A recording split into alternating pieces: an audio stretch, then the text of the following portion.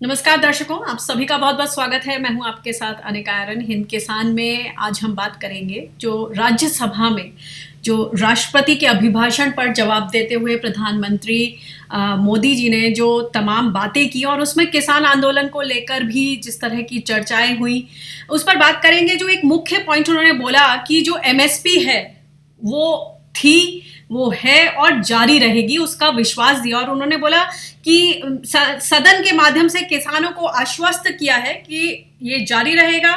और उन्होंने बाकायदा निमंत्रण दिया कि हम सब मिल बैठकर बात करने को तैयार हैं। मैं आज सदन से सभी को निमंत्रण देता हूं। तो पुष्पेन जी, इसमें आप कितना पॉजिटिव देखते हैं उनके इस अभिभाषण में? क्या दिखा? उन्होंने जो ये लाइन बोली, आपको क्या लग रहा है कि यह एक रेटोरिकल लाइन है या फिर सही मायनों में प्रधानमंत्री इस प्रॉब्लम का हल चाहते हैं? देखिए अनिका जी, ये लाइन लगातार मंत्री से लेके प्रधानमंत्री तक पहले से कहते आ रहे हैं, जब से ये नए कानून लागू हुए हैं। इनका कहना यह है कि एमएसपी थी, है और चलती रहेगी।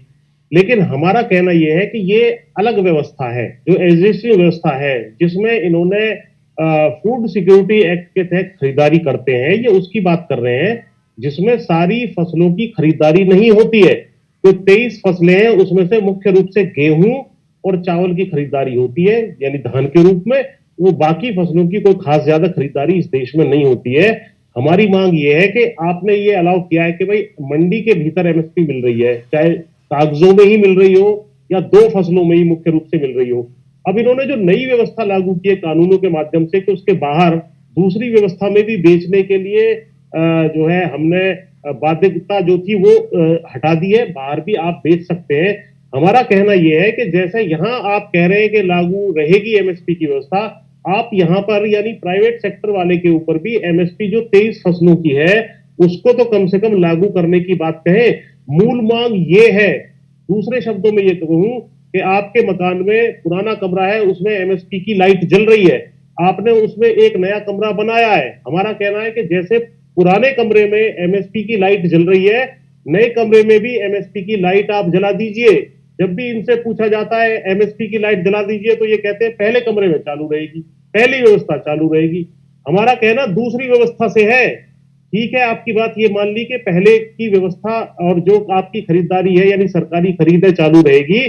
फूड सिक्योरिटी एक्ट के लिए आपको चाहिए होता है अनाज। हम कह रहे हैं कि बाहर दूसरी व्यवस्था में भी इसको लागू कर दीजिए। उसके बारे में कोई एश्योरेंस नहीं दिया है। यही एक मूल मांग थी, इसको पूरा करने की बात नहीं कही गई है। इसमें पुष्पेन जी, दो बातें हैं। जो एग्जिस्टिंग कमरे में जो एमएसपी की बत्ती जल रही है, जो आपने बोला, उस बत्ती के जलने में भी फूड सिक्योरिटी एक्ट और जिसके माध्यम से पीडीएस के जरिए गरीबों को राशन बांटा जाता है, उसके अलावा भी जो देश के किसान हैं उनका कहना है कि एक तरफ आप फसल के विविधीकरण की बात करते हैं, मक्का और मोटे अनाज अगर हम लगाते हैं तो हमें उन पर, मक्का को लेकर हमने देखा है कि किस तरह से किसानों ने तमाम किसान सत्याग्रह किया, आंदोलन किए। मक्का का सही भाव नहीं मिलता। मक्का एक उदाहरण है। उसके जरिए मैं ये बोलना चाह रही हूँ कि जैसे कि आपने बोला कि गेहूं और धान के अलावा दूसरी फसलों को एक तो वाजिब जो एमएसपी है वो नहीं मिलता किसानों को, पहली बात। दूसरा, आपने बोला कि जो निजी व्यापारी अब जो खरीद करेंगे, इन 3 कृषि कानून का जो पहला कानून जिसमें जो बदलाव किए गए, पीएमसी बाईपास एक्ट जिसे कॉमन भाषा में बोला जा रहा है, तो निजी ट्रेडर्स जो बाहर खरीद करेंगे उन पर कैसे बाध्यकारी हो, इसको लेकर एक बहुत बड़ा प्रश्न चिन्ह है। क्या कोई फॉर्मूला है? सरकार यहाँ पर अज्यूम कर रही है कि प्राइवेट ट्रेडर्स आएंगे तो अच्छा भाव मिलेगा, यहाँ अजम्पशन है। लेकिन इसका कोई किस तरह से इसको इंश्योर किया जाएगा, उसी की बात कर रहे हैं किसान, कि इसे कानूनी वैधता मिले, ये बाध्यकारी बने। इस पर किस तरह का कोई फॉर्मूला है क्या? देखिए, फार्मूला हमने बताया था, हमने उनको समझाया था कि जो एमएसपी की फसलें हैं, जो लगभग 30-31 लाख करोड़ रुपए की टोटल एग्रीकल्चर जीडीपी है, यानी एग्रीकल्चर प्रोड्यूस की वैल्यू है, उसमें से 10 लाख करोड़ रुपए की लगभग वैल्यू गन्ने समेत एमएसपी की फसलों की है, इस देश में है। उस 10 लाख करोड़ में से लगभग 3-3.5 लाख करोड़ रुपए का माल एमएसपी पे या तो सरकार खरीद लेती है या गन्ना उसमें जोड़ दे, तो गन्ना क्योंकि एसएपी पे या एफआरपी पे चला जाता है, लेकिन प्राइवेट लोग उसको खरीदते हैं। तो 3-3.5 करोड़ रुपए का माल एमएसपी की फसलों का खुद किसान के घर में कंज्यूम हो जाता है, या बीज के रूप में प्रयोग हो जाता है, या पशु आहार में चला जाता है, या खराब हो जाता है। ये सब का वैल्यू 3-3.5 करोड़ रुपया है। तो एमएसपी की फसलों की कुल खरीद जो प्राइवेट सेक्टर करता है वो 3 से 3.5 करोड़ रुपए की ही वर्थ करता है। यदि उसके ऊपर एमएसपी आप बाध्यकारी कर देंगे तो वो 40-50 हजार करोड़ रुपए अतिरिक्त जो है उसका बोझ बढ़ सकता है। इसमें सरकार के ऊपर कोई अतिरिक्त बोझ नहीं पड़ना है। मैं रिपीट करूंगा क्योंकि ये बार बार इसको कंफ्यूजन करते हैं कि भाई सरकार के पास बजट नहीं है। सरकार से हम जो अपनी एग्जिस्टिंग खरीद वो कर रही है उसको जारी रखे, और बाकी जो प्राइवेट सेक्टर खरीद रहा है उसके ऊपर भी एमएसपी बाध्यकारी कर दी जाए, जिससे सरकार के ऊपर कोई बोझ नहीं पड़ेगा, किसान का भी जो है समस्या का हल हो जाएगा। और अच्छी कीमत जैसे आपने मक्का की बताई, बिहार की विशेषकर ये बात आपने कही थी, जो 800 रुपए 900 रुपए में बेचने के लिए 1850 रुपए की एमएसपी के जगह मक्का बेचने के लिए मजबूर हुआ था किसान, वो नहीं होगा, उसको भी 1850 रुपए मिल जाएंगे। लेकिन पुष्पेन जी, इसमें जो प्राइवेट सेक्टर है सरकार के ऊपर बोझ नहीं पड़ेगा, मगर आपको किस वजह से लगता है कि प्राइवेट सेक्टर इसके लिए राजी होगा? क्योंकि प्राइवेट सेक्टर का तो एक विशुद्ध एक फॉर्मूला होता है प्रॉफिट, और वो इतना, जैसे आपने 40 से 50 हजार करोड़ का जो बोझ है जो आपने बोला, वो सीधे तौर पर प्राइवेट सेक्टर पर पड़ेगा।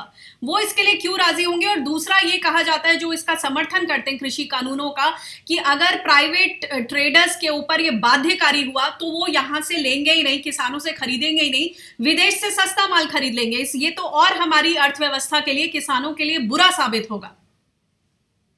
नहीं, ऐसा कुछ नहीं होता है कि विदेश से ले लेंगे। विदेश से भी हम अपनी सुरक्षा के लिए, जैसे स्टील की फैक्ट्रीज हैं, उनकी सुरक्षा के लिए हम एंटी डंपिंग ड्यूटी लगाते हैं। ऐसा तो कोई भी विदेश से कुछ भी सामान लेके यहाँ आ जाएगा और कालांतर में हमारी फैक्ट्रियां बर्बाद हो जाएंगी, हमारे किसान बर्बाद हो जाएंगे, बाद में वो हमें 4 गुना रेट में 10 गुना रेट में बेचेगा। तो हर सारे देश अपने यहाँ की सुरक्षा इस तरह की खाद्य सुरक्षा के लिए भी रखते हैं। ऐसी कोई संभावना नहीं है। ये इसलिए नहीं चाहते कि ये जो एमएसपी से लगातार नीचे खरीदते रहे हैं, इनको आदत पड़ी हुई है किसानों का शोषण करने की, वो शोषण बंद हो जाएगा। सरकार के ऊपर इसमें कोई बोझ नहीं पड़ रहा है। पर प्राइवेट ट्रेडर्स इसके लिए कैसे एग्री करेंगे?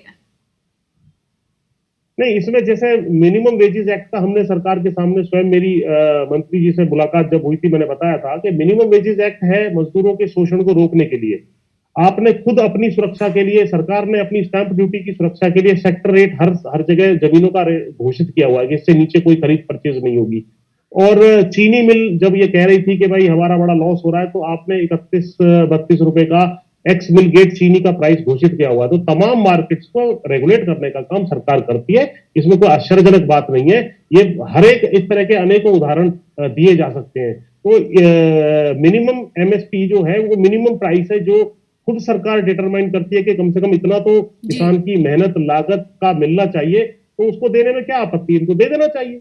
जी जी, दूसरा प्रश्न मैं ये रखना चाहूंगी पुष्पेन जी, प्रधानमंत्री ने दूध का उदाहरण दिया कि दूध उत्पादन, जो पशुपालन है, जो दूध उत्पादक है, उसको दूध के सही भाव मिल रहे हैं, और हम क्यों ना इसी तरह के अच्छे भाव अनाज और दाल में दे। तो पहले तो मैं ये समझना चाहती हूँ, जहां तक मुझे याद है कि जून जुलाई के दरमियान महाराष्ट्र में भी दूध के किसानों ने आंदोलन किया था, जब कोरोना काल में बहुत बुरा हाल था, दूध सड़क पर फेंकते हुए हम सब ने वो विजुअल्स देखे हैं।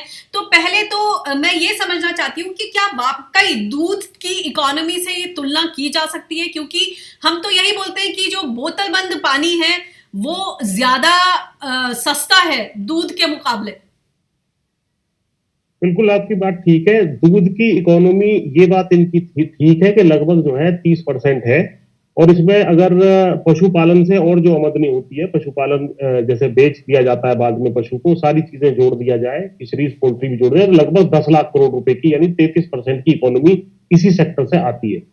दूध में भी अमूल जो किसानों की अपनी संस्था है, जिस रेट पर वो परचेज करता है उस रेट पर देश में कोई प्राइवेट वाला परचेज नहीं करता। उससे 5 से 10 रुपए कम, कहीं कहीं 20 रुपए कम तक प्रति लीटर प्राइवेट सेक्टर खरीदता है। ये हमारी बहुत बड़ी मांग है इसमें एमएसपी वाली बात में, कि एमएसपी की जो व्यवस्था, जिस रेट पे अमूल अपने किसानों से दूध खरीदता है, अमूल क्योंकि किसानों की अपनी संस्था है, उसी पर बाकी लोग भी खरीद सकते हैं। क्योंकि बेचने में तो ये अमूल से प्राइस में अपना मुकाबला करते हैं। जिस रेट पर अमूल बेचता है, आज आप चले जाइए, 55 रुपए जो है फुल क्रीम मिल्क का प्राइस दिल्ली एनसीआर में सभी डेयरियों का है। लेकिन अमूल जिस रेट पे खरीदता है, उस रेट पर कोई डेयरी नहीं खरीदती है किसान से। यानी कि अमूल यदि 55 रुपए बेच करके भी 40-45 रुपए किसानों को देता है, तो इनको क्यों 30-32 रुपए में किसान का दूध चाहिए? तो ये एक्सप्लॉइटेशन नहीं होना चाहिए। अगर उसमें भी एमएसपी यानी कि अमूल के रेट कम से कम जो है घोषित कर दिए जाए तो बड़ा लाभ अच्छा किसान को होगा। फिलहाल उसमें भी एक्सप्लॉइटेशन बहुत जबरदस्त दूध के सेक्टर में, पशुपालन में भी किसानों का हो रहा है। तो जब प्रधानमंत्री ने बोला कि प्राइवेट और कोऑपरेटिव सेक्टर मिलकर इस दूध के जो दूध इकोनॉमी से जो जुड़े किसान हैं, पशुपालक हैं, जब उनको एक अच्छा भाव दिला पा रहे हैं, तो हम वैसा ही भाव अनाज और दाल के मामले में क्यों नहीं ले सकते? तो सबसे पहले ये तुलना करना अपने आप में कितना ठीक है, जब आपने ये साफ किया कि दूध के किसानों की भी हालत बेहद खराब है। तो मैं ये समझना चाह रही हूँ कि क्या ये तुलना सही है, और अगर सही नहीं है तो जैसे कि आप हमेशा से इंटरवेंशन प्राइस की एक बात करते रहे, एक फेयर प्राइस की, तो उसका किस तरह का फॉर्मूला है? सरकार को जो सरकारी अधिकारी हैं उन सबको किस तरह का आप सुझाव देना चाहेंगे? देखिए, दूध के केस में जिस मार्केट में अमूल रहता है, जैसे गुजरात है, वहां तो उससे उसके आसपास रेट इनको मेंटेन करने पड़ते हैं मजबूरी में, नहीं तो इनको कोई दूध देगा ही नहीं, अमूल को दे देगा।